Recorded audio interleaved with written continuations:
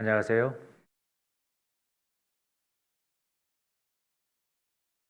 한 주간 평강하셨습니까? 날씨가 갑자기 온도가 내려가고 또 추워진다라고 예보가 되었는데 감기에 걸리지 않도록 건강에 항상 유념하시기 바라겠습니다. 오늘도 실내 온도가 너무나 건조하면 감기에 걸리기가 쉽거든요. 실내 온도가 지금 춥진 않으시죠? 네, 충분히 온도가 올라가 있는 것 같아서. 난방기가 지금 꺼져 있습니까? 잘하셨네요. 계속 틀어져 있으면 온갖 열기가 저한테로 다 이렇게 올라옵니다. 겨울철에도 땀 흘려가며 설교한 적도 제가 기억이 나네요.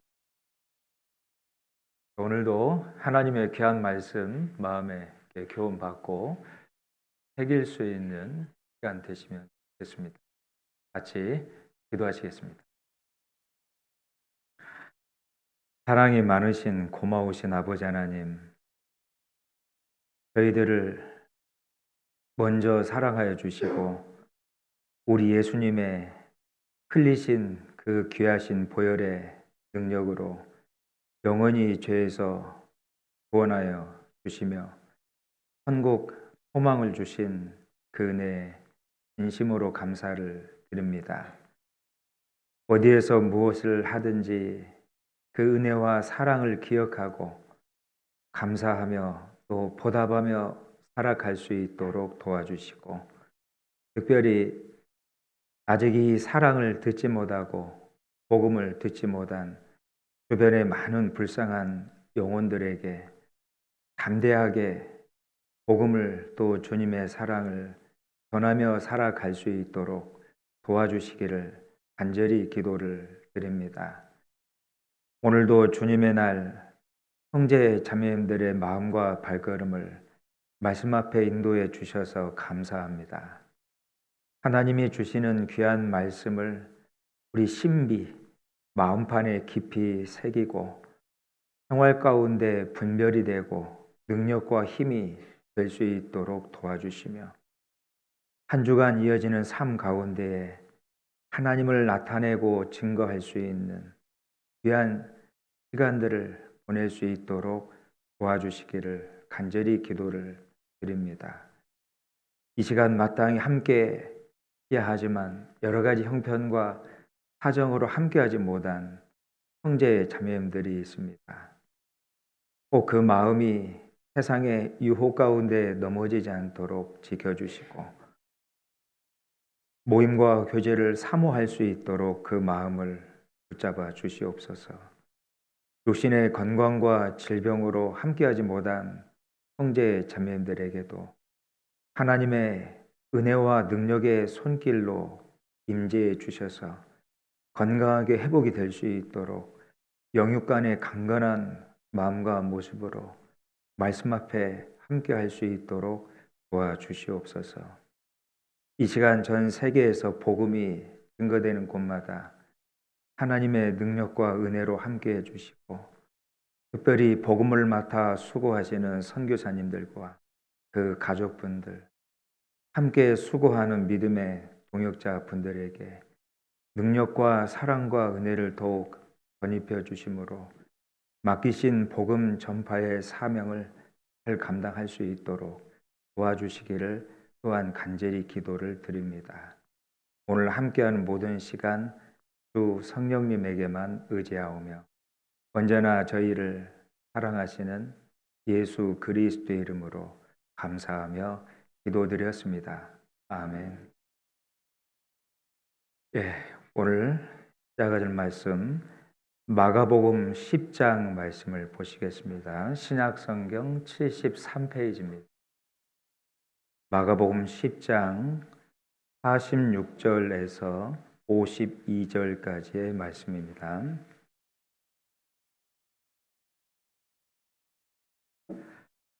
신약성경 73페이지 마가복음 10장입니다. 46절에서 52절까지의 말씀을 제가 봉독해 드리겠습니다. 저희가 여리고에 이르렀더니 예수께서 제자들과 허다한 무리와 함께 여리고에 나가실 때에 디메오의 아들인 소경 거지 바디메오가 길가에 앉았다가 나사렛 예수시란 말을 듣고 소리 질러 가로되 다윗의 자손 예수여 나를 불쌍히 여기소서 하거늘 많은 사람이 꾸짖어 잠잠하라 하되 그가 더욱 심히 소리 질러 가로되 다윗의 자손이여 나를 불쌍히 여기소서 하는지라. 예수께서 머물러 서서 저를 부르라 하시니 저희가 그 소경을 부르며 이르되 안심하고 일어나라 너를 부르신다 하매 소경이 겉옷을 내어 버리고 뛰어 일어나 예수께 나오거늘. 나머지는 같이 읽겠습니다. 예수께서 일러 가라사대 내게 무엇을 하여 주기를 원하느냐. 소경이 가로되 선생님이여 보기를 원하나이다. 예수께서 이르시되 가라 내 믿음이 너를 구원하였느니라 하시니 저가 곧 보게 되어 예수를 길에서 쫓으니. 함께 봉독했던 그 51절 말씀에 예수님께서 소경 거지였던 바디모에게 질문하시는데요. 내게 무엇을 하여 주기를 원하느냐, 이 제목을 가지고 몇 가지 마음에 좀 교훈을 받도록 하겠습니다. 하나님은 인간에게 누구에게나 신을 찾고 부르짖는 그 본성의 마음을 넣어주셨습니다. 로마서 1장 말씀에도 사람에게는 하나님을 찾는 마음이 그 영혼 가운데 깃들여져 있어서 평상시에 하나님을 모르고 또 믿지 않던 그 사람들도 그 본성이 나올 때가 있습니다. 옛말에 임명은 제천이고 임사호천이라는 말이 있잖아요. 사람의 목숨은 하늘에 달려있고 사람이 죽음이 가까울 때가 되면 죽음을 맞이할 때가 되면 고개를 들어서 하늘을 향해 신을 찾고 부르짖는다는 말입니다.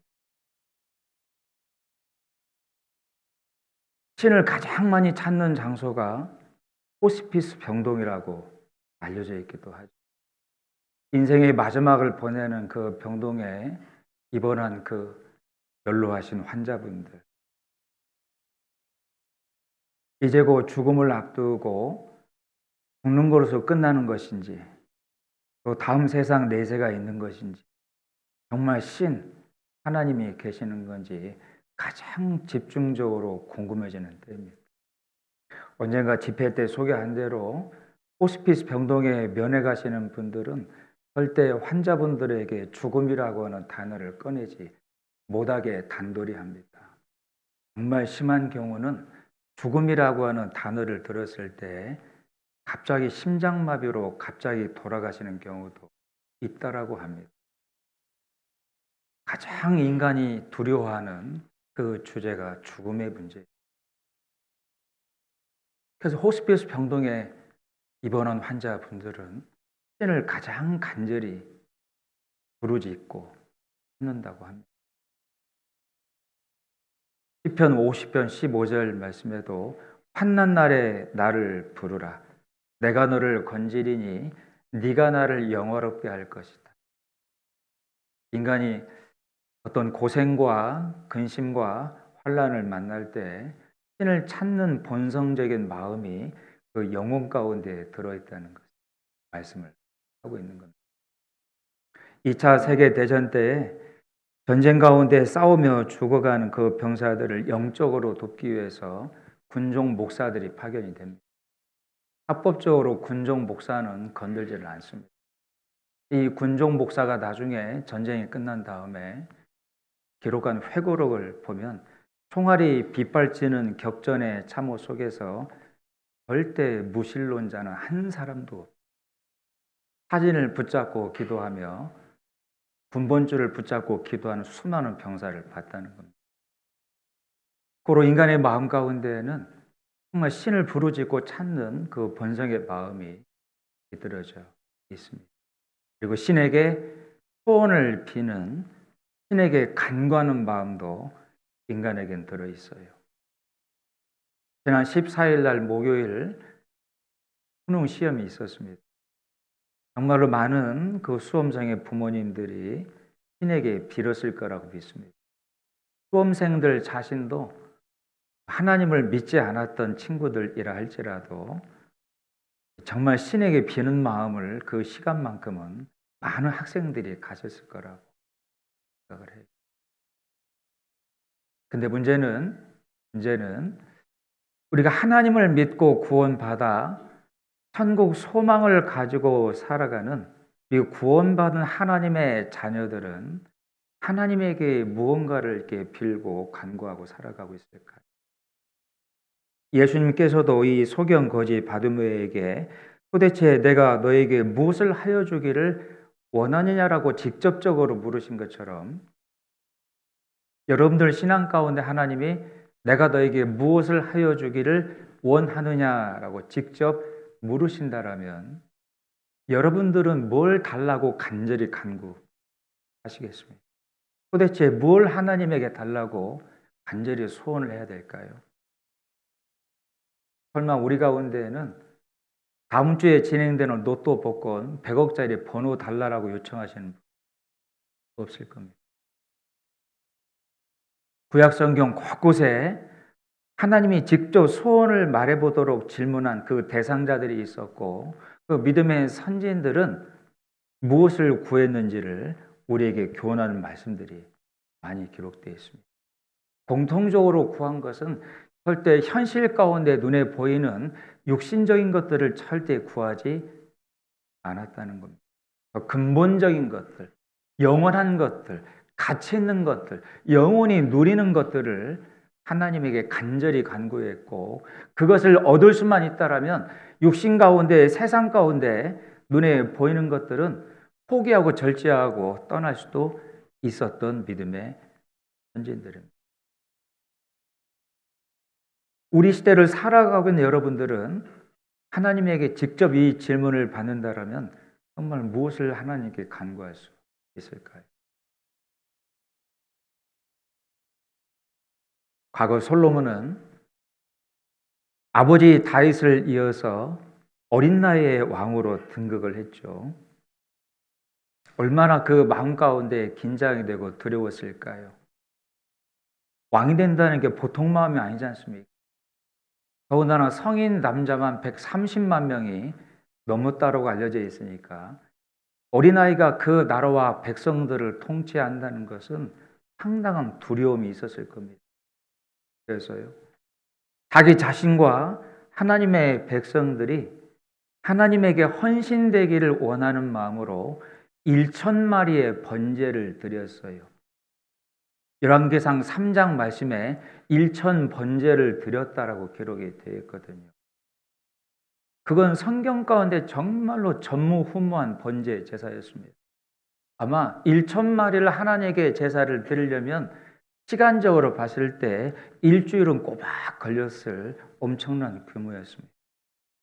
그런 제사를 솔로몬이 어린 나이에 왕으로 등극되며 하나님과 교통하기를 원하고 번제를 드렸습니다. 하나님이 그 솔로몬의 마음에 감동을 받으셨고 직접 물어보셨죠. 그 꿈 가운데 하나님이 솔로몬에게 나타나 직접 물으셨습니다. 솔로몬아, 하나님께서 이르시되 내가 너에게 무엇을 줄고 너는 구하라. 내가 너에게 무엇을 주면 좋겠는지 이 시간 구하라. 이때 솔로몬이 구한 것이 뭡니까? 여러분들은 답을 알고 있고 결과도 알고 있지요. 솔로몬이 구한 것은 오래 살 수 있는 장수를 구한 것도 아니고 부귀 영화를 구한 것도 아닙니다. 그리고 전쟁 가운데 백전백승할 수 있는 전투력을 구한 것도 아니었고요. 오로지 이 백성들에게 하나님의 지혜로운 마음으로 옳고 그른 것이 무엇인지를 정확하게 판별할 수 있는 지혜로운 마음을 구해서 실은 백성들의 마음을 구한 것이라고 볼 수 있어요. 이 이스라엘 백성들이 우상 숭배에서 떠나고 하나님이 정말로 계시다는 것을 알고 하나님 앞에 올바른 삶을 살아갈 수 있도록 도와달라는 기도였습니다.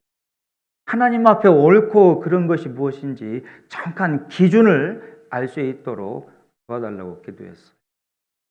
우리가 사는 지금 이 시대는 옳고 그른 것에 대한 기준이 사라지고 있는 시대지 않습니까? 소위 MZ 시대라고 부르고 포스트 모더니즘이라고도 부르잖아요.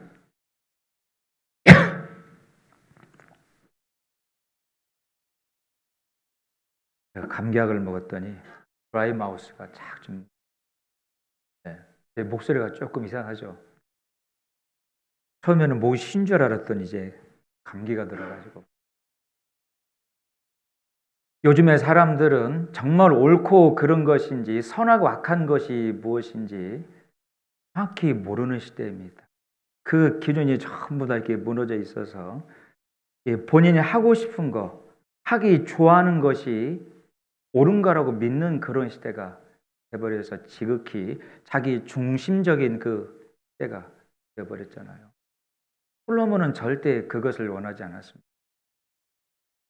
하나님의 말씀만이 옳고 그른 것의 기준이 무엇인지를 정확히 알려줄 수 있는 진리인 것을 알았고 그 하나님의 지혜와 진리 가지고 백성들을 올바로 판별할 수 있는 지혜로운 마음을 달라고 하나님께 간절히 구했습니다. 하나님 마음에 솔로몬의 간구가 너무나 마음에 들었어요. 이거 세상 많은 열왕들이 구하는 부도 구하지 않고 장수도 구하지 않고 전쟁 가운데 승리할 수 있는 전력도 구하지 않고 내 마음, 지혜로운 마음을 구하니 정말로 내 마음이 아파도다. 그러니 네가 정말로 지혜와 총명을 얻을 것이요. 이 솔로몬이 얼마나 이 지혜와 총명을 얻게 되었습니까? 고기를 잡아본 적이 없지만 어부보다도 고기 잡는 법을 더 잘 알았고 농사를 지어본 적이 없지만 어떤 농부보다도 농사일을 더 잘 알았다라고 기록이 돼 있어서 전도서의 말씀을 보면 그의 지가 얼마나 많았는지가 기록이 되어 있습니다. 하나님 마음에 그게 너무나 마음에 들어서 솔로몬이 구하지 않은 장수와 솔로몬이 구하지 않은 부귀 명예와 솔로몬이 구하지 않은 전쟁 가운데 승리까지 다 하나님이 함께 덤으로 주셨다라고 기록이 되어 있습니다. 여러분들은 하나님에게 무엇을 간구하며 살아가고 있습니까? 어떤 것들이 내 인생 가운데 확 펼쳐졌으면 좋겠습니까? 어떤 것들이 내 인생 가운데 소위 말하는 대박이 터졌으면 좋겠습니까?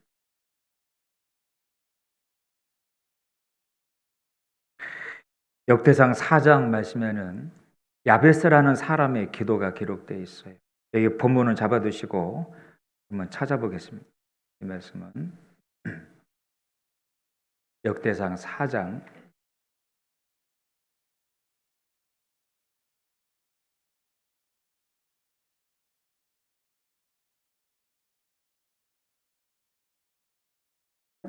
구약 614페이지입니다.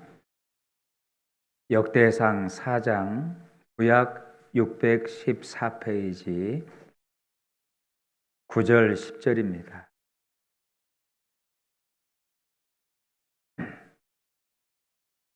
역대상 4장 9절 10절 함께 읽겠습니다. 야베스는 그 형제보다 존귀한 자라. 그 어미가 이름하여 야베스라 하였으니 이는 내가 수고로이 낳았다 함이었더라. 야베스가 이스라엘 하나님께 아뢰어 가로되 원컨대 주께서 내게 복에 복을 더하사 나의 지경을 넓히시고 주의 손으로 나를 도우사 나로 환난을 벗어나 근심이 없게 하옵소서 하였더니 하나님이 그 구하는 것을 다 들어주셨고 이 당시 어떤 사람보다도 정말로 존귀한 자로 하나님 앞에 이름이 남게 되었습니다. 원래 이스라엘 사람들은 아이가 출생하면 아버지가 이름을 지어주도록 되어 있습니다. 근데 어머니가 이름을 야베스라고 지었다는 말씀을 보면 아마도 아버지가 어린 나이에 사망을 했을 거라고 생각할 수도 있고, 태어나기 전에 사망했을 거라고 생각할 수도 있고, 아니면 어떤 큰 질병에 걸렸을 수도 있습니다. 그러니 야베스가 출생했을 때 여러 가지 정말 어렵고 힘든 상황들이 이어졌다는 걸 알 수 있어요. 경제적으로도 힘들고 사회적으로도 힘들고, 그리고 야베스를 낳을 때 순산한 게 아니고 난산을 했습니다. 얼마나 힘들게 야베스를 낳았으면 그 당시에는 이름에다가 뜻을 담아뒀지 않습니까?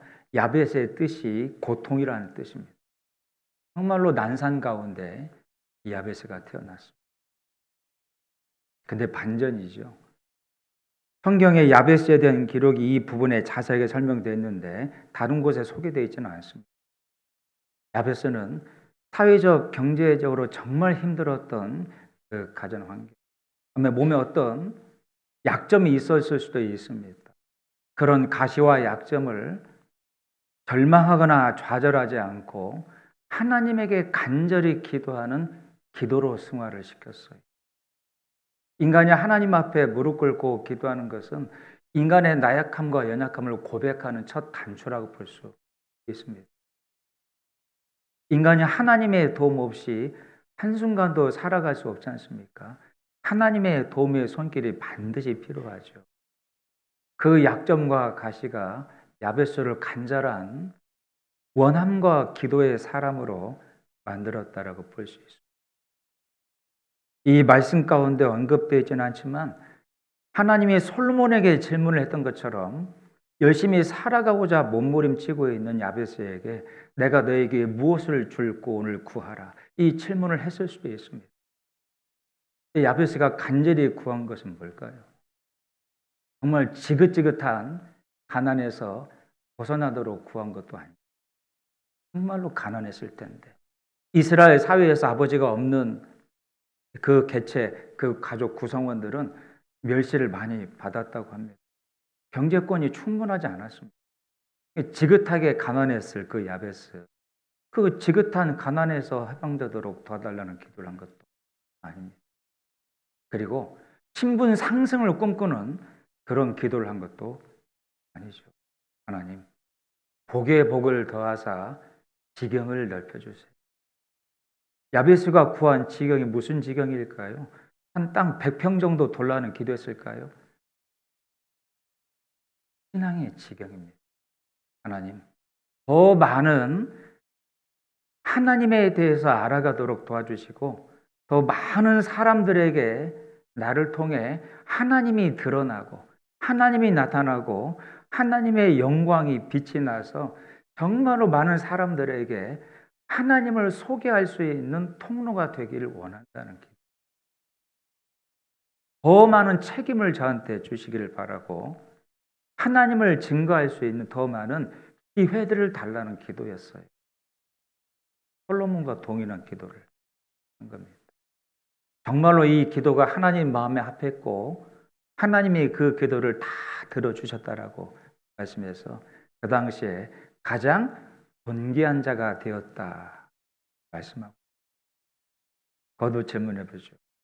우리는 하나님에게 뭘 구하고 있나요? 어떤 것을 구해야 될까요?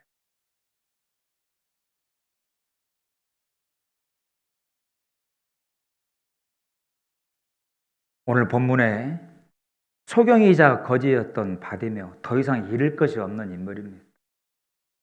이스라엘 사람들이 태어날 때 장애를 갖고 태어나면 저주의 상징처럼 여겨졌습니다. 상대를 안 했죠. 경제권도 박탈을 당했습니다. 정말 인생 절망하고 인생 불평하며 살아갔을 바디메오가 예수 그리스도의 소식을 들었습니다.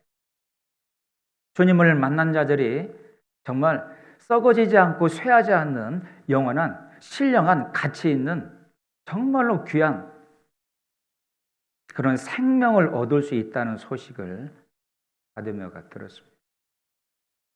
그 소식을 듣고요, 예수님이 길가에 지나가신다는 소식을 들으며 목청껏 외쳤죠. 다윗의 자손 예수여 나를 불쌍히 여기소서. 얼마나 목청껏 외쳤는지 예수님과 동행하던 제자들이 말렸다라고 되어 있고요. 그리고 끊임없이 목청껏 외치니까 지나가시던 예수님이 발걸음을 멈춰 섰습니다. 그 간절한 요청에 쓰신 거죠. 그리고 질문한 겁니다. 바디메오야, 그래, 내가 도대체 너에게 무엇을 하여 주기를 원하느냐? 그때 바디메오가 뭐라고 대답했습니까? 본문 한번 다시 한번 돌아가 보죠.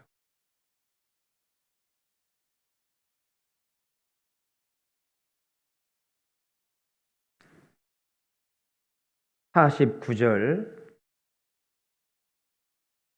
마가복음 10장 49절부터 보겠습니다.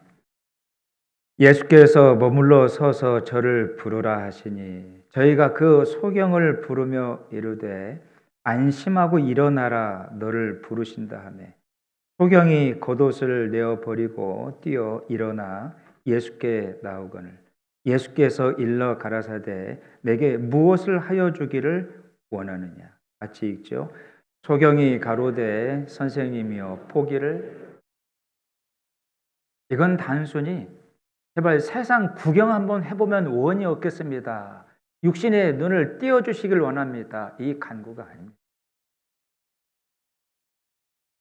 죄송한 표현이지만 앞을 못 보시는 소경된 분이 눈이 띄어져 세상을 본들 좋을 게 뭐가 있대요? 세상의 죄악을 보고 살아간다라면, 세상의 물질, 욕심을 보고 살아간다라면, 마음에 채워지는 것이 세상의 죄악과 욕심뿐이라면 안 보는 게 낫죠. 그렇지 않습니까? 저희들 눈으로 보는 것 때문에, 보여지는 것 때문에 이 사심과 욕심 채워지는 것이 얼마나 많아요? 어떤 분은 통장에 공이 하나씩 들어갈 때 삶에 희열을 느낀다는 분도 있던데, 죄송한 말씀이지만 한순간에 사라질 수 있는 게 물질입니다. 어떤 질병으로, 사고로. 그러잖아요. 정말 영원하고 가치 있는 게 있는데 그건 보지 못하지 않습니까? 그러니 혹 육신의 눈을 보지 못한다 할지라도 정말 영원하고 가치 있는 것을 믿음의 눈으로 볼 수 있다면 그 눈이 더 좋은 눈이죠. 바디메오는 그걸 바랬어요. 그걸. 외국에서 전도하다가요, 앞을 보지 못하고 말씀을 전하시는 그 설교자를 한번 만난 적이 있습니다. 영국 분이신데 제가 질문을 했어요. 이 앞을 못 보는 게 참 불편하지 않습니까? 정말 의외의 대답이 뭐냐면, 목사님, 저는 절대 눈을 뜨고 싶은 생각이 1도 없어요. 죄송한 말씀이지만 앞을 못 보는 분의 평생 소원을 묻는다면 보는 거라고 얘기할 겁니다. 듣지 못하신 분의 평생 소원이 뭐냐고 질문하면 듣는 거라고 대답하겠죠. 말을 하지 못한 분에게 평생 소원이 뭐라고 질문하면 자기 의사 표현을 해보고 싶은 게 소원이라고 대답합니다. 듣지 못하고 말하지 못하고 보지보다는 삼중 장애를 가진 헬렌 켈러라는 사람도 하나님을 만나기 전에는 그게 소원이었어요. 자기 삶을 원망저주하며 살았잖아요. 보기 원합니다. 듣기 원합니다. 말하기를 원합니다. 그런데 헬렌 켈러, 삼중 장애를 가진 그 여인도 하나님을 깨닫고 정말로 영원하고 가치 있는 것이 있다는 것을 말씀을 통해 깨닫고 그걸 믿음의 눈으로 보기 시작하자 보기 원치 않는다고 대답했습니다. 듣는 거 말하는 거 그건 더 이상 내 소원이 아니라고 말을 하고 있지 않습니까? 이 설교자가요, 이 눈을 떠서 세상을 보고 싶은 생각이 1도 없대. 목사님, 제가 눈을 떠서 세상을 본다라면 제 마음에 눈에 보이는 것만이 채워지겠죠. 하지만 목사님, 앞을 보지는 못하지만 하나님이 주신 말씀을 통해 정말 영원하고 신령하고 가치 있는 천국에 있는 소망들을 이 보고 사는 게 얼마나 큰 축복인지 봅니다. 여러분, 그 설교자가 행복이라는 표현을 안 썼어요. 축복이라는 표현을 썼습니다. 여러분, 행복과 축복은 완전히 다른 거 아세요?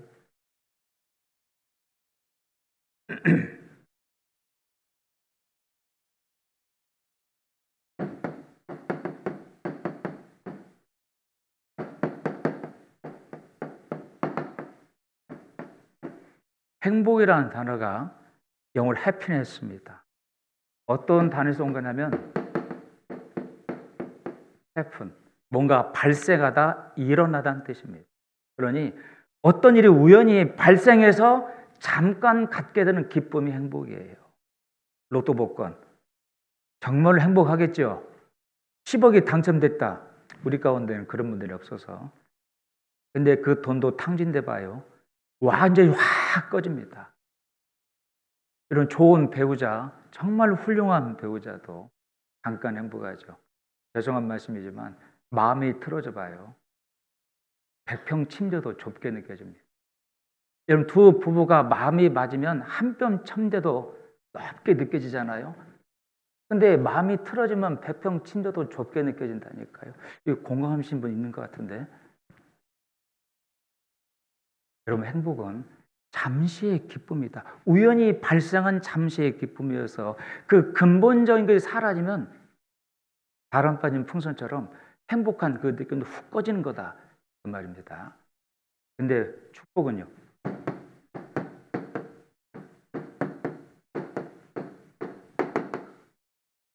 블레싱입니다.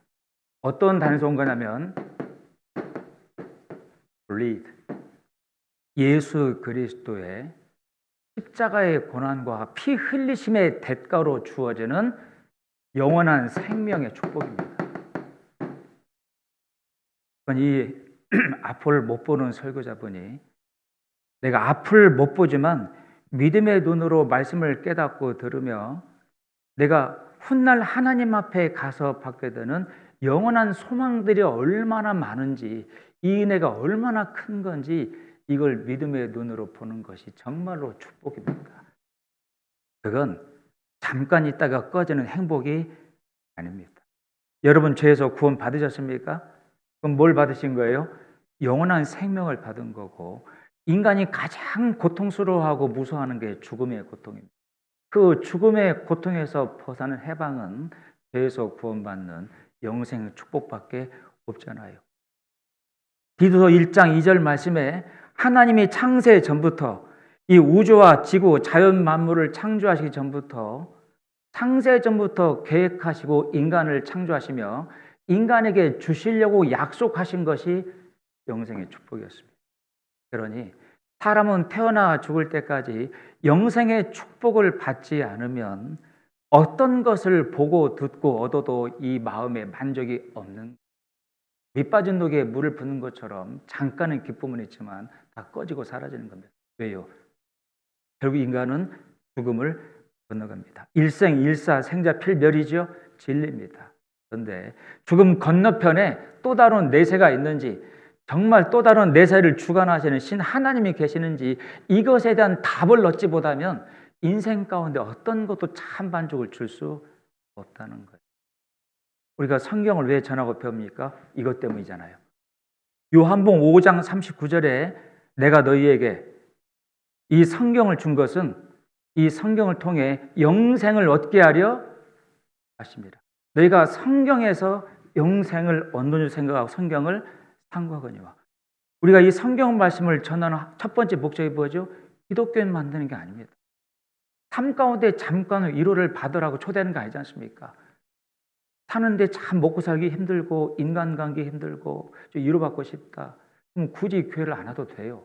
정말로 경치 좋은 바닷가 가서 힐링하고 오면 해소가 될 수도 있습니다. 근데 왜 굳이 교회에서 말씀을 듣습니까? 이 영생의 축복 때문이었습니다. 예수 그리스도가 피 흘리시고 죽으신 대가로 주어진 영원한 삶. 여러분, 이 유럽에서요. 대책이 하죠. 옆에서 곧바로 bless you, God bless you 한두 툭 튀어나옵니다. 왜 God bless you라고 할까요? 내가 재채기를 했는데 옆에 지나가는 서양 사람이 bless you, God bless you 이 말을 하게 된 배경이 뭐냐면 16세기 유럽 중세시대 때에 흑사병이 유행할 때 흑사병의 초기 증상이 재채기였어요.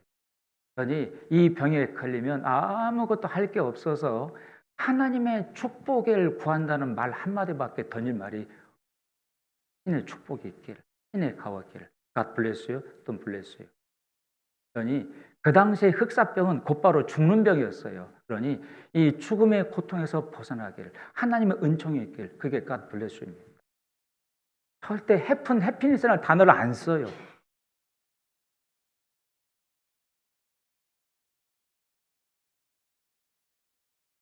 여러분, 죄에서 구원받고 천국에 갈 수 있는 영원한 생명을 얻은 저희들, 그게 끝이 아니잖아요. 천국에서 영원히 누리는 하늘에 속한 신령한 축복들이 있습니까? 없습니까? 성경 그게 정말로 많이 있다라고 기록을 하고 있지 않습니까? 그걸 하나님이 추가로 주시고자 하는데 그걸 안 보고 있잖아요. 뭘 보기를 원해야 돼요? 그걸 보기를 원해야 된다, 그 말입니다. 그 신령한 축복이 뭐냐? 에베소서 1장 한번 보겠습니다.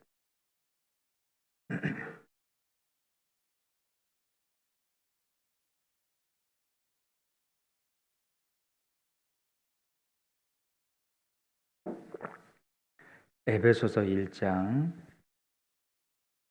3절 말씀입니다.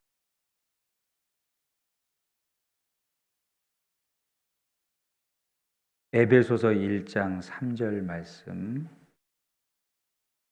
신약성경 310페이지입니다. 함께 읽겠습니다. 찬송하리로다. 하나님 곧 우리 주 예수 그리스도의 아버지께서 그리스도 안에서 하늘에 속한 모든 신령한 복으로 우리에게 복 주시되. 영어 성경 보면 spiritual blessing이라고 되어 있습니다. 신령한 축복인데 어디에 속한 신령한 축복이요? 그걸 구하고 있습니까?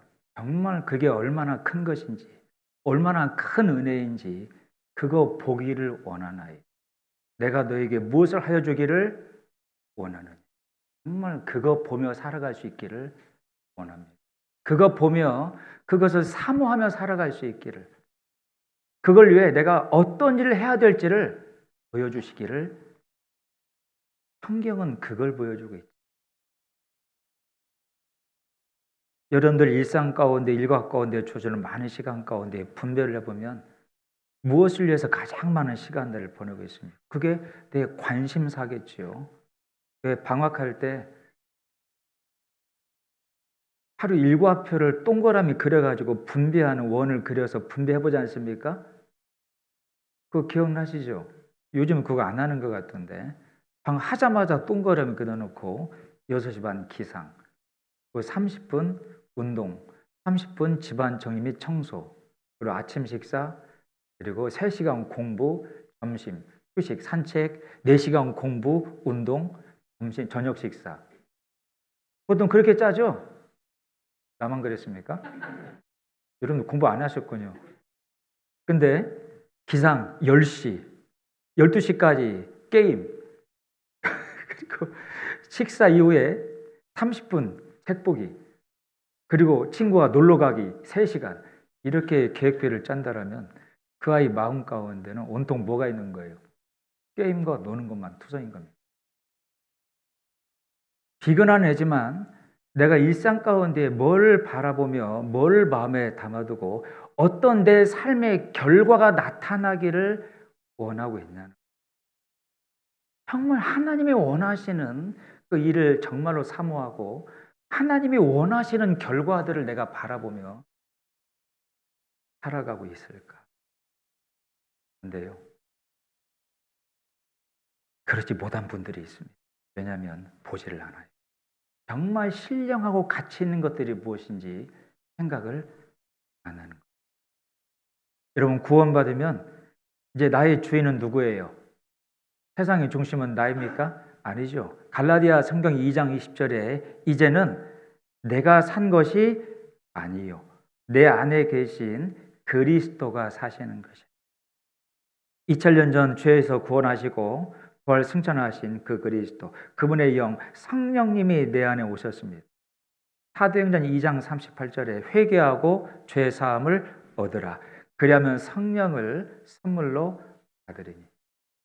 여러분 각자 안에 하나님의 주님의 인격체인 성령님이 내 속에 임재해 있다는 거 아시지요? 그럼 이제 누가 사는 거예요? 내가 사는 게 아니고 성령님의 인도하심을 받는 삶이에요. 구원받기 전에는 내 삶의 주인이 누구였어요? 나였어요. 이제는 구원받은 후에는 내 삶의 주인이 누구입니까? 주님이십니다. 하나님이십니다. 이 성령님이 내 속에서 이 말씀을 듣고 배울 때 이런 시간 뭘 보라고 가르치고 있습니까? 여기 뒤에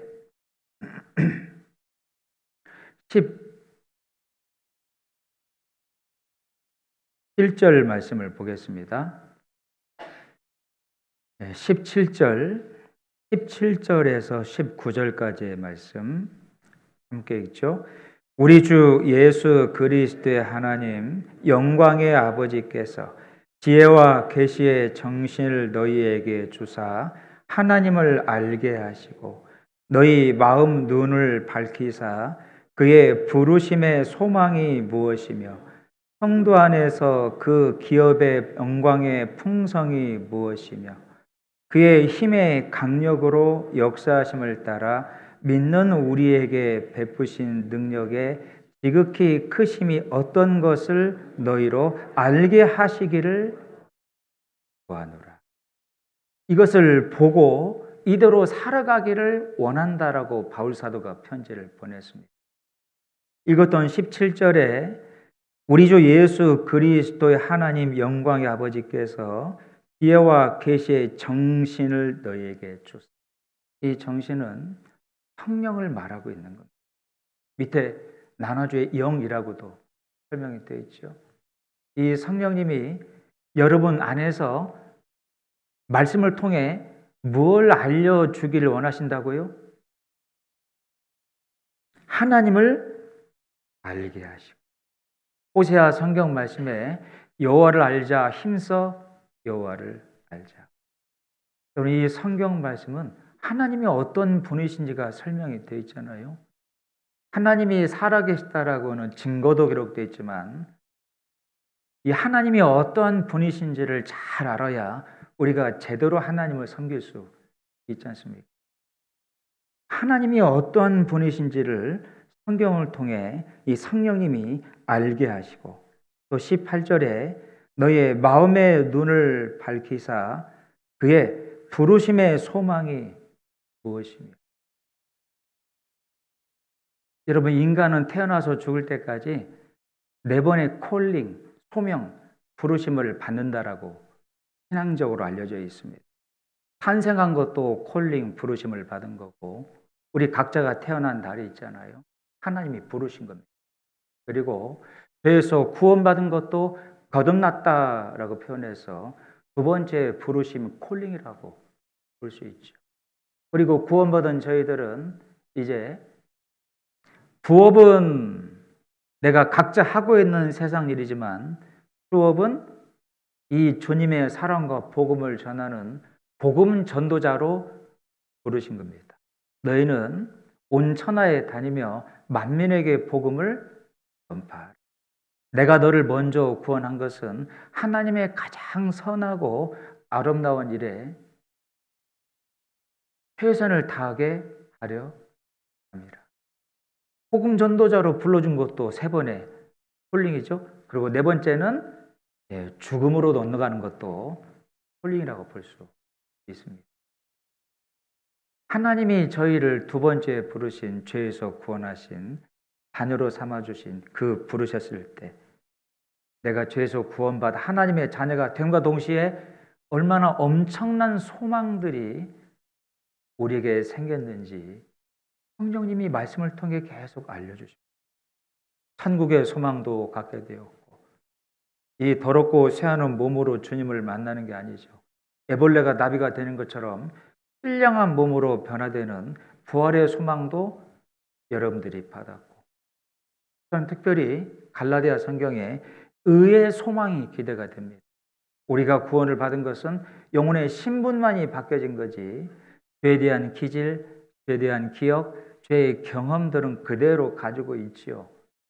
그래서요, 저 자신도 이 속에서 끊임없이 올라오는 그 죄의 그 기질 때문에 내가 나한테 놀랄 때도 있습니다. 징하다, 이 육신. 근데 주님을 맞이할 때 이 죄의 기질도 완전히 사라지는 의의 소망도 있다라고 기록하고 있습니다. 그리고 제가 영원히 거하는 곳이 어디예요? 천국. 그 천국의 소망도 있고 천국에서 그냥 시간을 보내는 게 아니죠. 정말 이루 말할 수 없는 영광스러운 것들을 영원히 누린다라고 기록되어 있어서 천국을 갔다 와서 이 말씀을 기록한 사도 바울은 고린도 성경 전서 2장에 너희가 보지 못하고 듣지 못하고 한 번도 마음으로 생각지 못한 것들이 천국 가운데 가득 쌓여져 있다. 이 얻기를 다름질하라 라고도 말씀을 했습니다. 그러니 우리가 죄에서 구원받아 자녀가 됨과 동시에 그 부르심으로 받게 된 이 소망이 얼마나 많냐. 이런 것들을 성령이 말씀을 통해 계속 보여주시는 거예요. 그래서요,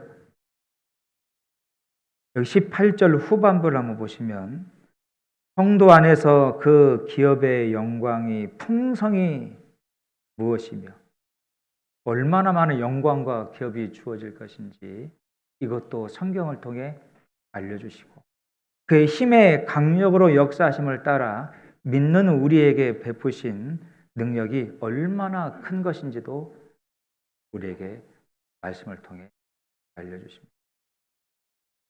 믿음으로 사는 자가 얼마나 큰 영광을 받게 되는 것인지 알려주시죠. 이런 것들을 말씀을 통해 성령이 마음 눈을 밝혀서 계속 보여주시는데 그걸 보고 계십니까? 이런 것들을 보여달라고 간절히 기도하십니까? 하나님에게 어떤 것을 구하십니까?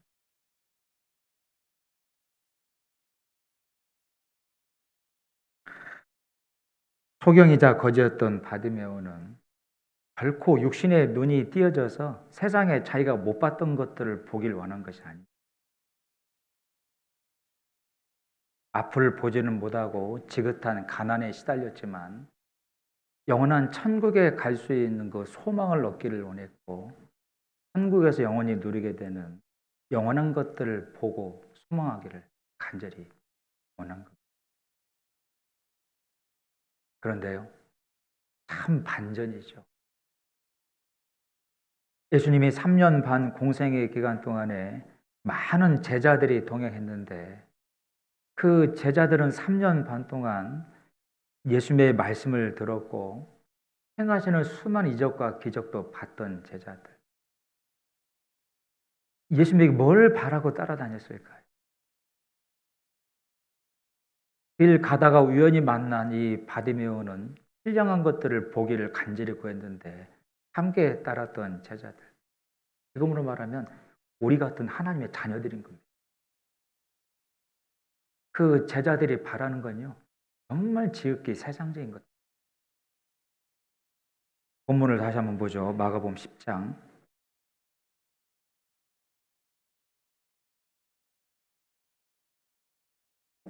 35절입니다. 35절. 세베대의 아들 야고보와 요한이 주께 나와 여짜오되 선생님이여 무엇이든지 우리의 구하는 바를 우리에게 하여 주시기를 원하옵나이다.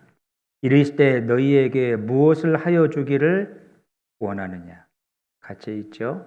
여짜오되 주의 영광 중에서 우리를 하나는 주의 우편에 하나는 좌편에 앉게 하여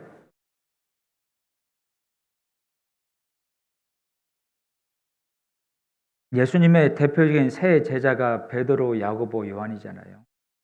야고보와 요한은 서로 형제의 지간입니다. 정말 많은 것들을 예수님을 통해 받고 말씀을 들었던 야고보와 요한이 그 소경 거지에게 예수님이 질문한 내용을 먼저 질문했어요. 너희가 나를 간절한 마음으로 이렇게 따라다니며 길을 돕고 있는데 내가 너에게 무엇을 하여 주기를 원하느냐? 그 말은 왜 따라다니니? 그 말인 거잖아요. 도대체 왜 나를 따라다니는 거니? 도대체 무엇을 너한테 해주면 좋겠니? 그때 뭐라고 대답했냐면 하나는 우편에 하나는 좌편에 주님을 중심에 두고 좌우편에 앉기를 원합니다. 뭔 말일까요? 출세하고 싶다는 겁니다. 이 당시에 제자들은 예수님을 진정으로 알아보지 못했습니다. 하나님이 인간의 몸으로 오신 분이잖아요. 예수님이 하나님이 아니셨다라면 도저히 할 수 없는 그 말씀들과 이적과 기적을 행했는데도 이때까지도 제자들은 하나님인지를 모르고 있는 겁니다. 그리고 예수님이 자기들의 죄를 위해서 십자가에서 돌아가실 것을 전혀 생각 못하고 뭘 바라고 있냐면 이 정도의 이적과 기적을 행하는 능력이면 당장 로마를 박살내고 이분이 왕이 됐으면 좋겠다는 거예요. 로마를 박살내고 해방을 시키며 왕이 되면 좋겠습니다. 왕이 되시면 나는 우편에 나는 좌편에 앉을게요. 그럼 뭔 말이에요? 왕 다음 가는 권세와 명예를 보장해 주시기를. 제가 밑도 끝도 없이 따라다닐 수는 없지 않습니까? 그 자리 하나 정도는 좀 줄 수 있지 않아요? 이런 요구를. 옛날 조선시대로 말하면 삼정승 시대가 있었잖아요. 영의정, 좌의정, 우의정. 지금으로 말하면 영의정이 국무총리고 좌우 정승들은 부총리격에 말하자면 대통령 다음 가는 그런 최고의 고위 관직 자리지 않습니까? 그런 자리를 하나씩을 달라는 거예요. 근데 질문해 보죠. 예수님은 그들에게 그런 관직 자리 주러 오신 분이에요? 영생을 주러 오신 분이에요? 그건 지금 구하지 않고 있지 않냐? 그게 얼마나 중요한 거고 자기에게 필요한 것인지 조금도 깨닫지 못하고 있잖아요. 우리가 그럴 수 있다 그 말입니다. 심지어요. 이 야고보와 요한의 어머니가 살로메라고 알려져 있는데 이 어머니까지 나섰어요. 이 보통 정상적인 신앙적인 마음을 가진 어머니 또는 부모님이라면 자녀에 대해서 어떤 마음을 가질까요? 만약 주님이 그 부모에게 그 어미에게 똑같은 질문을 했다라고 본다라면 내가 너희에게 무엇을 하여 주기를 원하는 뭐라고 대답할까? 우리의 가족 중에 아직 구원을 받지 못한 아이들이 있는데 이 아이들이 정말로 말씀 앞에 인도가 되어서 함께 천국에서 영원한 생명을 누릴 수 있는 구원받기를 간절히 원하나요? 그래야 정상이겠죠. 여러분 저도요. 아이들이 이제 30이 다 돼갑니다. 글쎄요. 어렸을 때 말씀 듣고 이제 구원을 받았다 하고 생활하는데 영국에 이제 8년 선교할 때 겪은 마음의 어떤 그 멍들이 있었고 한국에 돌아와서는 신앙 생활을 조금 소홀히 하는 안타까운 모습을 보여요. 제가 하나님에게 간절히 기도했던 게 뭘까요? 도대체 이 아빠라고 하는 사람이 그 자녀들을 바라보며 뭘 하나님께 간절히 구해야 될까? 아이가 방황할 때는 윽박도 질러봤습니다.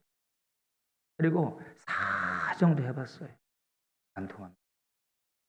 깨달은 게 뭐냐면 하나님에게 맡기는 길밖에 없어요.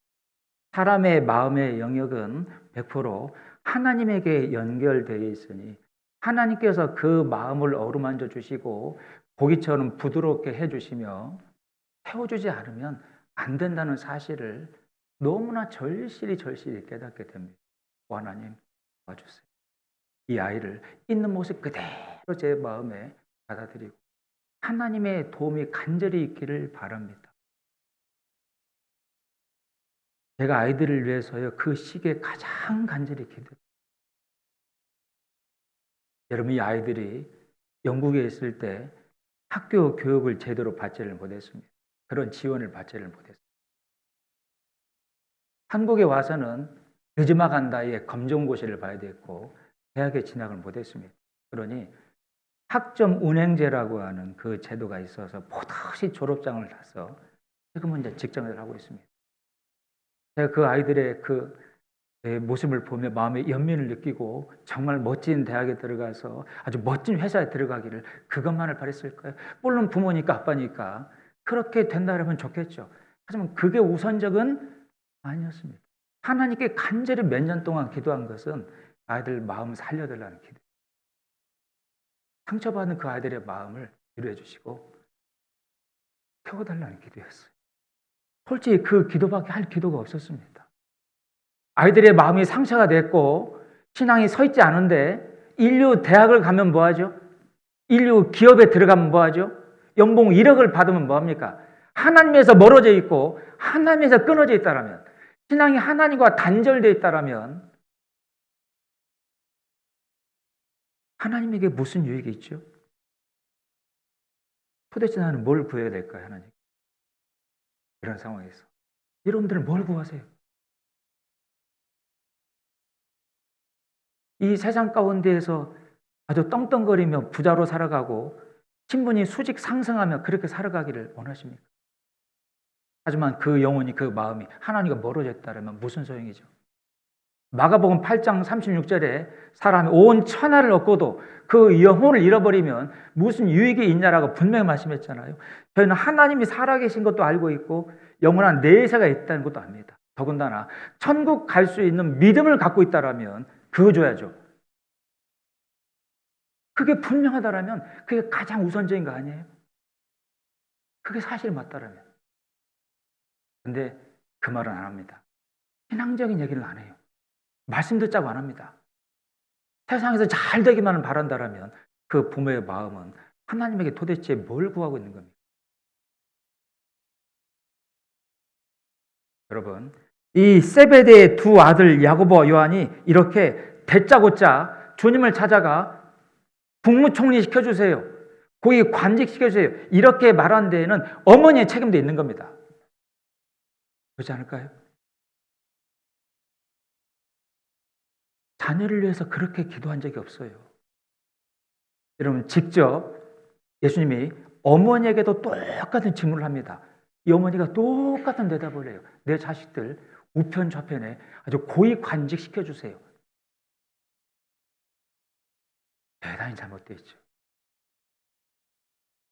여러분 잡아두시고 마태복음 10장을 보겠습니다. 마태복음 20장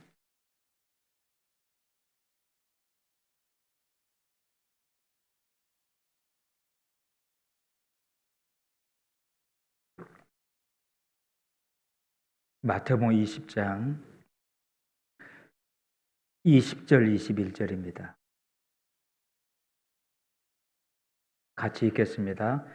그때 세베대의 아들의 어미가 그 아들들을 데리고 예수께 와서 절하며 무엇을 구하니 예수께서 가라사대 무엇을 원하느냐 가로되 이 나의 두 아들을 주의 나라에서 하나는 주의 우편에 하나는 주의 좌편에 앉게. 그 어머니도 똑같이 말하고 있지 않습니까? 여러분, 야고보와 요한이 어머니 영향을 충분히 받은 겁니다. 여러분들 자식 뭐라고 정말 그러면 안 됩니다. 여러분 자식 탓할 일이 아니에요. 이 사람 몸에 유전적인 기질을 심어둔 것은 암도 유전이 일부 되지 않습니까? 어떤 기저질환 유전이 되죠? 하나님께서 이 몸에 그런 질병과 기저질환 유전대로 하신 것은 여러분의 심성과 여러분의 마음과 여러분의 삶의 모습이 그대로 이어진다 그 말입니다. 여러분 어린 나이일수록 듣는 것보다 보는 것으로 정보를 많이 얻는 거 아세요? 아무리 얘기해봐요. 안 고쳐지죠? 백문이 불여일견이다라는 말도 있지 않습니까? 100번 얘기하는 것보다 한 번 보여주는 게 훨씬 여러분들은 여러분들의 자녀를 대할 때 물론 일상을 물어보기도 하고 건강을 묻기도 하고 학원 일에 대해서 함께 걱정도 하고 고민도 하지만 정말 빼놓지 않고 아이와 대화를 나눠야 되는 건 뭡니까? 하나님을 알고 있는지. 정말 천국에 갈 수 있는 그 영원한 생명의 그 소망과 믿음은 갖고 있는지. 구원 받은 자녀가 맞다라면 자녀답게 말씀과 교제 가운데 거하며 마땅히 봐야 될 것을 공급을 받고 있는지. 이런 대화들을 나눌 수 있어야 되지 않습니까? 근데 이 세베대의 두 아들, 이 어머니는 그런 대화를 나눈 적이 오로지 이 지긋한 가난에서 벗어나서 노마의 압박에서 해방되어 예수님이 왕으로 예루살렘에 등극할 때 제 아들들이 큰 공을 세웠으니 국무총리와 그 부총리 겸은 될 거라고, 국방장관은 맡겨줘야 된다고 이걸 요구를 한 겁니다. 꼭 내가 하나님에게 그런 것들을 요구하고 있지는,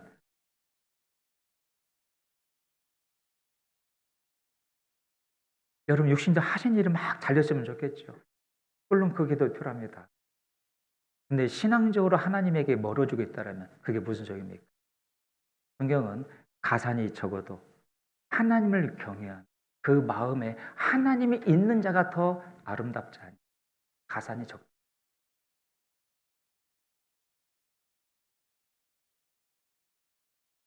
본문 한번 다시 돌아가 보면 마가복음 10장에 옆에 있던 제자들이 난리가 났습니다. 마가복음 10장 41절입니다. 마가복음 10장은 계속 잡아두시고 41절 같이 읽어보죠. 열 제자가 듣고 야고보와 요한에 대하여 푸니. 여러분 함께 있던 제자들이 왜 분하게 여겼을까요? 아이, 내가 먼저 요청할 수 있었는데 선주를 빼앗겼다 그 말입니다. 여러분 이 말씀을 잘 이해해 보세요. 3년만을 따라다녔습니다. 몇 년이요? 저도 함께 3년이면 풍어를 얻는데요. 부엌 3년이면 라면을 잘 끓인답니다. 3년 반을 따라다니며 생명의 말씀을 들었고 행하시는 모습을 봤잖아요. 왜 진정으로 주시고자 하는 것을 못 보고 있냐는 거죠. 왜? 우리가 그럴 때가 있지 않냐 그 말입니다. 구원받고 몇 년을 다니고 있는데 내 신앙 항상 제자리 걸음이고 또다시 말씀과 교제에 나오고 더 정말 중요한 것들을 사모하지 않고 하나님께 구하지 않고. 여러분 이사야 성경 26장 말씀 보면 백성들을 향하시는 주의 열성을 보면 네가 부끄러워할 것이다. 어제 강릉교회 교육원 입당식 때에도 그런 교제를 했습니다. 여러분 하나님께서 어떤 사람에게는요 정말로 부지런하게 일을 하시는 분이 있어요. 저도 그렇게 보이는 분이 있어요. 아, 저 형제 저 자매는 하나님이 정말 일을 많이 하시는구나. 근데 어떤 형제 자매는 하나님이 절대 일을 안 하시고 쉬시는 분이 있더라 그 말입니다. 왜 그럴까요? 왜 어떤 사람은 하나님이 그 사람을 통해 정말 열심히 일을 하시는데 왜 어떤 사람한테는 아무 일도 안 하고 쉬실까요? 그가 원하지 않기 때문입니다. 정말 하나님이 열심히 그 사람 통해 일을 하시는 것은 일을 많이 도모하는 거예요. 그 사람이 하나님을 향해서 마음을 넓히는 겁니다. 몸된 교회를 향해서 마음을 넓히는 거죠. 이루어진 영혼들을 향해서 마음을 넓히는 겁니다. 말씀, 교제, 모임, 봉사 정말 열심히 참석하는 겁니다. 영혼들을 전도하는데 구하는데 함께 하는 겁니다. 일을 많이 선한 일을 벌리니까 하나님이 그 사람을 기억하시고 하나님은 쉬지 못한다. 이사야 성경 62장에 하나님은 그분으로 쉬지 못하시게 하고 하나님은 그분으로 기억하시게 하는 자는 복되도다. 왜 하나님이 기억하시고 쉬지 못하십니까? 그 사람이 정말 일을 많이 하니까요. 기도하니까요. 도와달라고. 전도하면서 기도하고 봉사하며 기도하고 말씀과 교제 앞두고 마음에 요동하지 않고 말씀 교제 함께 할 수 있도록 도와달라고 기도하고 계속 하나님을 찾거든요. 여러분 보세요. 가톨릭에서는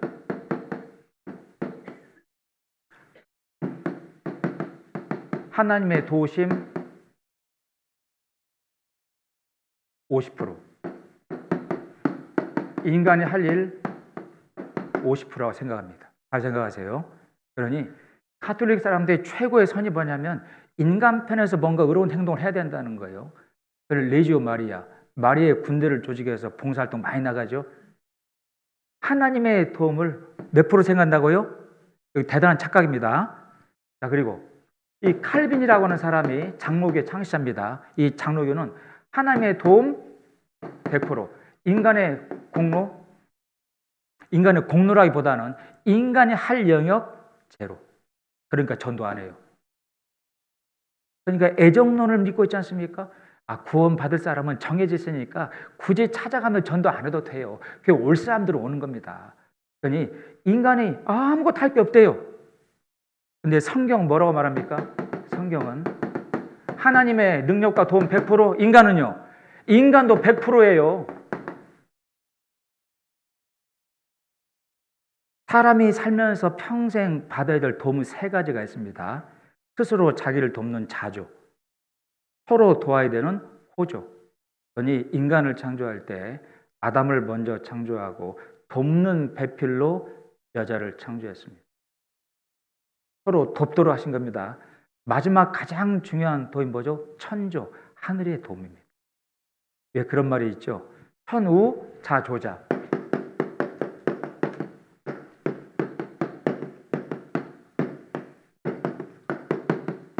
뜻이 뭡니까? 하늘은 스스로 돕는 자를, 이거 성경에서 나온 말입니다. 여러분, 진인사 대천명이라는 말 있지 않습니까? 인간이 할 수 있는 최선을 다하고 하늘의 뜻을 기다린다는, 그게 성경이에요. 왜 그렇죠? 왜 인간도 최선을 다해야 됩니까? 하나님이 100%로 최선을 다하고 계시거든요. 그럼 이사야 26장 말씀 보면 백성들을 향하시는 하나님의 열성을 네가 본다라면 정말로 네가 부끄러워할 것이다. 근데 왜 너는 가만히 있냐는 거예요.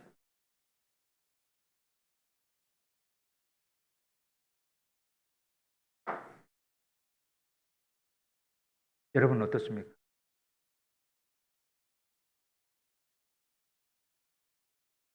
하나님 우리가 마땅히 보고 살아가며 마음에 사모하고 행해야 될 것들을 말씀을 통해 계속 알려주는데 그것에 관심이 없어.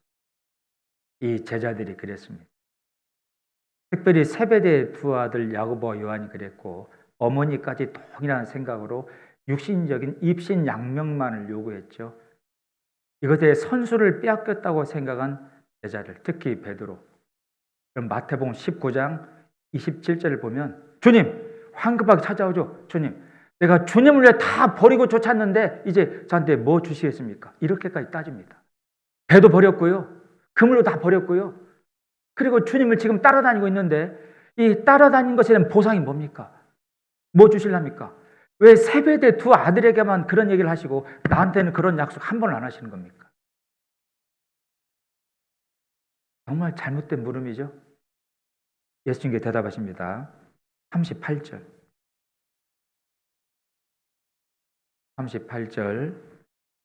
예수께서 가라사대 너희 구하는 것을 너희가 알지 못하는도다. 너희가 나의 마시는 잔을 마시며 나의 받는 세례를 받을 수 있느냐? 저희가 말하되 할 수 있나이다. 예수께서 이르시되 너희가 나의 마시는 잔을 마시며 나의 받는 세례를 받으려니와. 함께 있죠. 내 좌우편에 앉는 것은 나의 줄 것이 아니라 누구를 위하여 예비되었든지 그들이 얻을 것이다. 그래, 너희가 구하는 것을 알지 못하는도다. 자, 보세요. 예수님이 말씀하시는 오른쪽 왼쪽 그 자리는 천국에서 우리가 앉게 되는 영원한 영광의 자리입니다. 자, 보세요. 어떤 자가 천국 가서 영원한 영광의 그 자리, 예수님의 보좌 옆자리 앉게 되느냐? 너희가 그 자리를 원했다면 실상은 육신의 자리를 구한 거로구나. 이 자리는 내가 마시는 잔과 내가 받는 세례를 받는 자들이 앉는 자리. 예수님이 마시는 잔과 받는 세례가 뭐예요? 십자가의 고난입니다. 이 잔을 내게서 떠나가게 하옵소서. 하지만 내 원대로 마시고 아버지 원대로 되기를 원하나이다. 여러분 질문해 보죠. 예수님이 골고다 언덕에 올라가서 십자가 중앙에 달리셨습니다. 양쪽 옆자리는 무슨 자리였어요? 십자가 자리였어요. 십자가 자리.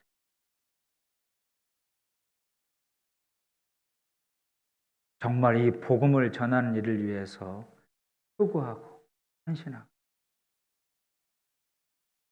정말 복음을 전하는 그 일을 위해서 마음을 활짝 열고 어제 강릉교회 교육관 입당식 할 때도요.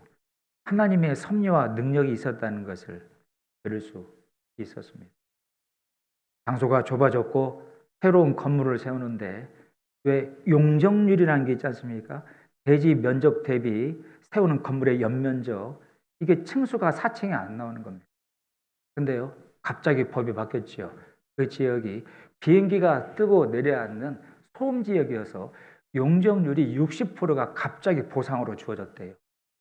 여러분 그것 때문에 그 건물을 세운 겁니다. 우연일까요? 왜 하나님께서 그렇게 해주신 겁니까? 마음을 넓히잖아요. 하나님을 향해서 마음을 넓히고 복음을 전하는 그 일을 위해서 마음을 넓히죠.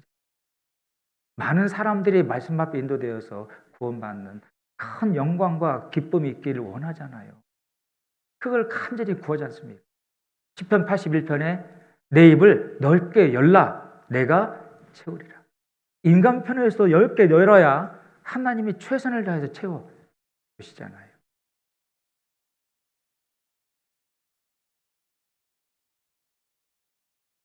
여러분 그런 자가 그렇게 사는 자들이 앉는 자리가 양옆에 영광의 자리. 여러분 세상 가운데에도 no pains, no gains, no cross, no crown. 십자가의 고난 없이 영광도 없습니다. 여러분 질문해 보죠. 세상 가운데 잘 되고 잘 먹고 잘 사는 걸 원하십니까? 하나님 앞에 가서 영원한 영광 가운데 영원히 살기를 원하십니까? 네? 어떤 자리에 앉기를 원하세요? 그런 자들이 앉는 자리라고 예수님이 말씀하고 있지 않습니까? 그 앞에 28절입니다.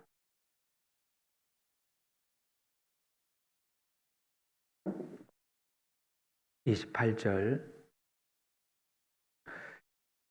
베드로가 여자와 가로되 보소서 우리가 모든 것을 버리고 주를 쫓았나이다. 마태복음 19장 27절에는 이제 무엇을 제가 얻을 수 있겠습니까? 뭘 주겠습니까? 추가되어 있습니다. 예수께서 가라사대 내가 진실로 너희에게 이르노니 나와 및 복음을 위하여 집이나 형제나 자매나 어린 어미나 아비나 자신이나 전토를 벌인 자는 금세 있어 집과 형제와 자매와 모친과 자식과 전토를 백배나 받되 핍박을 겸하여 받고 내세의 영생을 받지 못할 자가 없느니라. 여러분 이 말씀은 모든 재산을 다 헌납하고 가족관계를 끊어라 그 말이 아니에요. 우선적인 것이 무엇인지를 분명히 하라는 거예요. 이 말씀은 이렇게 살아야 영생을 얻는다는 말이 아니고 영생 얻은 자들만이 이렇게 살 수 있는 거고 영생 얻은 자, 구원받은 자가 이렇게 사는 것이 마땅해요. 여러분 저도 영국 선교사로 갈 때에요. 이 말씀을 묵상했던 적도 있습니다. 육신의 아버지가 너마저 가겠느냐.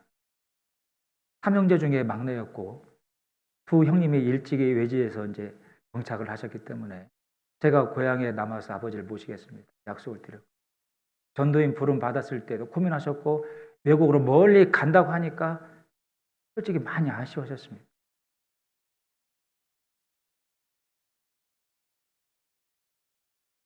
여러분 이게 이 마음 가운데 충돌이 되지만 하나님의 뜻이 어디 있는지를 마음에 깊이 생각한다면 아버님의 마음도 하나님이 분명히 도와주실 거라고. 이것 또한 고난이라고 볼 수 있습니다. 무엇을 위해서요? 예수 그리스도와 및 복음을 위하여. 그 복음을 전하는 그 일을 위해서. 그런 고난도 감수할 수, 그게 예수님이 마시는 잔과 세례를 받는 겁니다. 그런 자들이 내 옆에 앉는 영광에 언제까지요? 영원히. 여러분, 이 말씀을 통해서 야고보와 요한은 마음이 완전히 바뀌어졌다고 믿습니다. 이제 이 야고보와 요한은 마음의 눈이 밝아졌고 정말로 영원하고 가치 있는 것이 무엇인지를 보기 시작했어요. 예수님이 십자가에 못 박혀 돌아가시고 부활하신 이후에 확실한 구원의 소망을 받게 되었고 이제 남아있는 삶을 절대 그 전처럼 살지.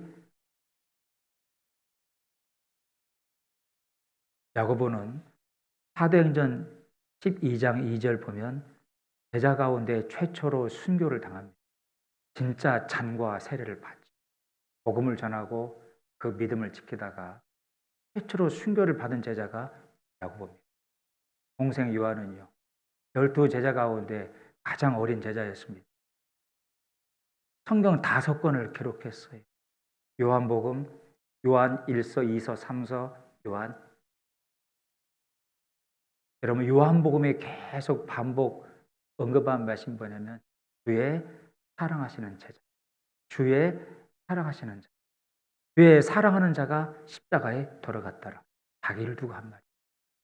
십자가에 못 박혀 돌아가실 때 다 도망갔죠? 나 살려라. 누가 혼자만 돌아갔습니까? 십자가 밑으로? 요한만이.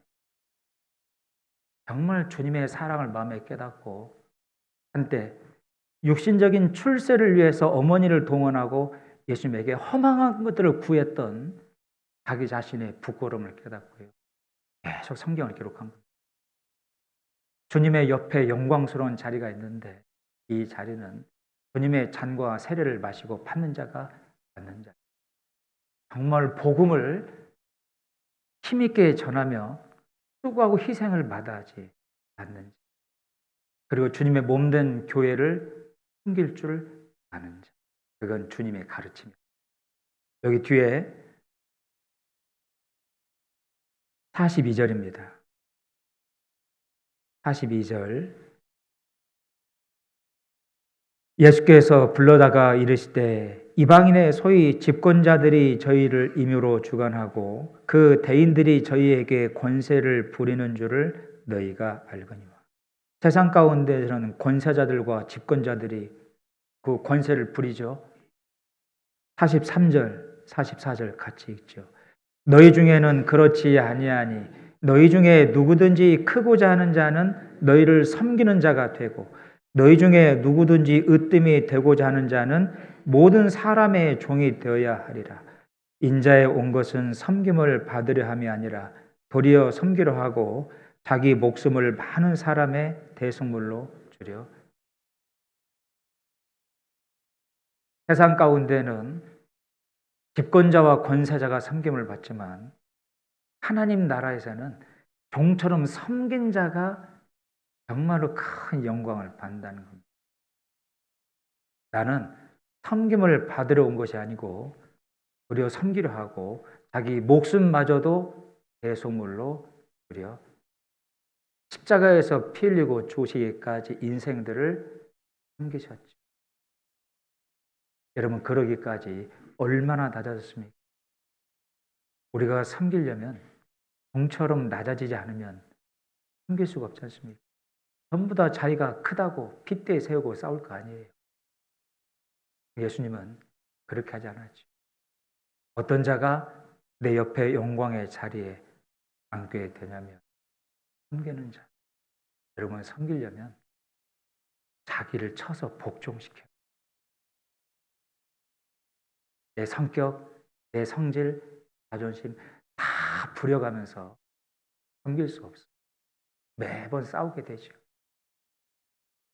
정말로 주님을 사랑하는 마음으로, 주님을 섬기는 마음으로 형제 자매를 대하고 섬기고 있습니다. 아니면 성질대로 자기 성격대로 말하고 대하지는 않습니다. 주님은 33년의 생애 동안에 한 가정의 아들로 지내며 십자가에 피 흘려 죽으시기까지 낮아지고 온몸으로 섬기신 분. 그 본을 자기를 쳐서 복종시키고 성격을 내려놓고 자존심을 버리고 고집을 꺾고 형제 자매를 정말 위하는 마음으로, 주님을 사랑하는 마음으로 형제 자매를 바라보고 섬기는 사람, 그 사람이 그 영광의 자리 영원히 앉게 된다고 그러죠. 여러분, 그래서요, 요한 1, 2, 3서의 주제가 사랑과 섬김입니다. 여기 요한 3서 볼까요? 요한이 이 사실을 깨닫고 보낸 편지글입니다. 요한 3서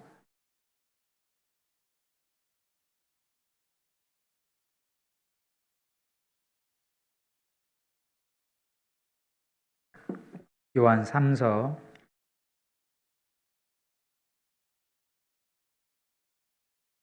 요한 3서 2절입니다. 요한 3서 2절.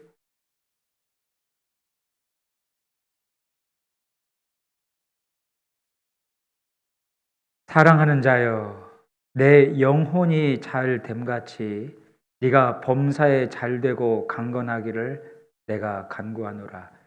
형제들이 와서 내게 있는 진리를 증거하되 네가 진리 안에서 행한다 하니 내가 심히 기뻐하노라. 내가 내 자녀들이 진리 안에서 행한다 함을 듣는 것보다 더 즐거움이 없도다. 사랑하는 자여, 내가 무엇이든지 형제 곧 나그네 된 자들에게 행하는 것이 신실한 일이니. 가요라고 하는 개인에게 보낸 서신입니다. 이 가요라는 사람이 구원받고 가정을 개방했습니다. 어려운 형제 자매들을 도왔고, 특별히 복음을 전하는 일을 위해서 복음을 전하는 자를 돕고, 또 가정을 개방해 그 가정에서 수차례 복음의 증거가 된 겁니다. 그 소식이 요한 사도에게 들렸고, 너무나 기쁜 요한 사도가 가요에게 보낸 개인의 편지가 요한 3서입니다. 내 영혼이 잘 됨과 같이 범사도 잘 되기를 간구한다. 내 속 사람이 하나님 앞에 정말로 건강하고, 그리고 네가 어디 안에서 행한다 하니요? 진리 안에서 행한다.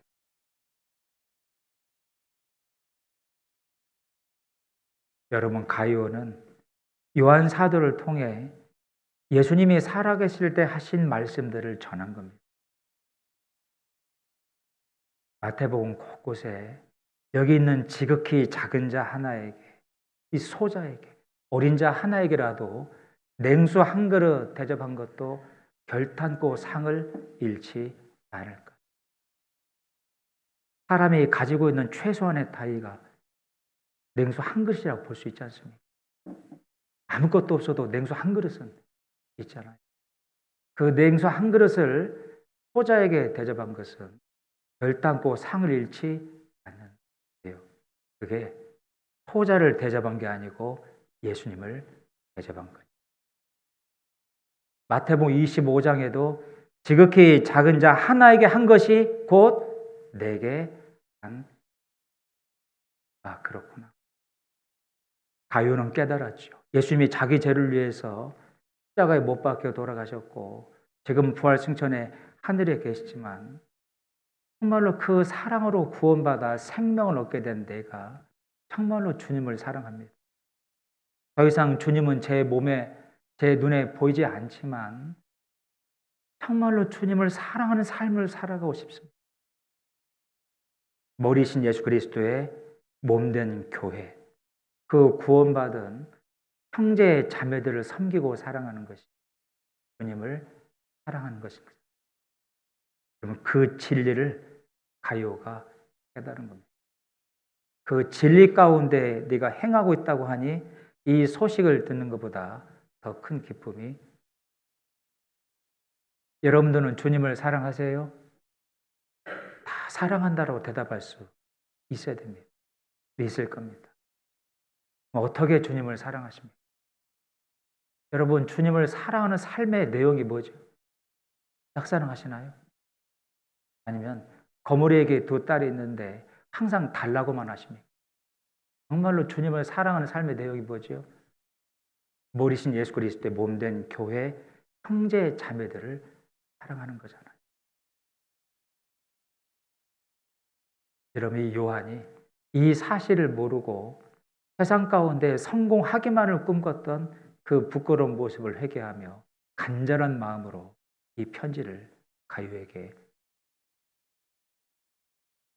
에베소 지역에서 이렇게 말씀을 전하다가 로마에게 붙잡혔고 끓는 가마에다가 던졌는데 죽지 않자 그리스 옆에 섬인 반모라는 섬에 유배를 보냈습니다. 18개월 동안 반모 섬에 유배된 요한이 엄청난 것들을 하나님이 보여주심으로 봤죠. 그리고 기록한 게 요한계시록입니다. 요한계시록 곳곳에 쓴 내용이 뭐냐면 이 말씀을 읽는 자와 듣는 자와 지켜 행하는 자가 축복이 있으리니 그런 자가 엄청난 영광의 자리에 앉게 될 거예요. 요한계시록 1장 한번 볼까요?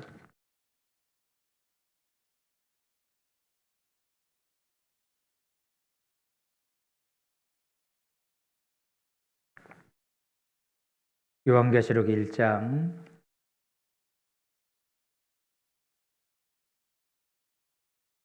1절부터 보겠습니다. 예수 그리스도의 계시라. 이는 하나님이 그에게 주사 반드시 속히 될 일을 그 종들에게 보이시려고 그 천사를 그 종 요한에게 보내어 지시하신 것이다. 요한은 하나님의 말씀과 예수 그리스도의 증거 곧 자기의 본 것을 다 증거하였느니라. 같이 읽죠. 이 예언의 말씀을 읽는 자와 듣는 자들과 그 가운데 기록한 것을 지키는 자들이 복이 있다니 때가 가까웁니다. 어떤 자에게 축복이 있다고요?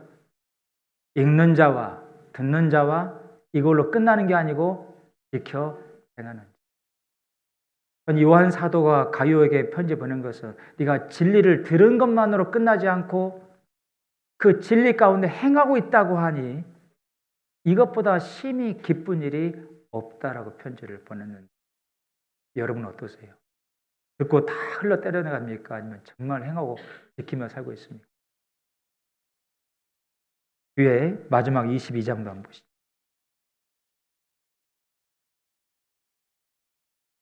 22장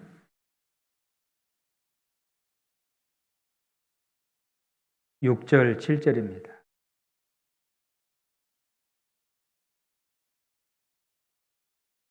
22장 6절 7절 처음과 마지막을 지금 읽고 있습니다.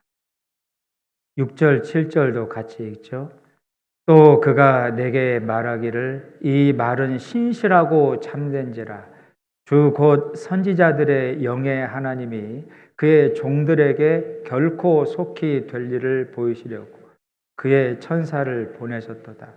보라 내가 속히 오리니 이 책의 예언의 말씀을 지키는 자가 복이 있으리라 하더라. 구원받아 영생을 얻고 천국을 가게 된 저희들, 이제 영원히 천국 가운데에서 누리게 되는 하늘에 속한 신령한 축복들이 영원히 준비가 되어 있다는 것을 성경은 분명히 말씀하고 있고 요한도 그걸 봤습니다. 어떤 자들이 그 영원히 누리게 된 영광을 그 영광의 자리에 앉아서 누리게 되는지 답을 말씀했죠. 읽는 자와 듣는 자와 지켜 행하는 자가 복이 있으리. 그리고요, 여러분들이 행하는 모든 삶의 내용들이 다 조금 건너편 영원한 천국까지 따라간다는 것을 기억하셔야 됩니다. 여기 중간 14장에 그걸 말씀했어요. 14장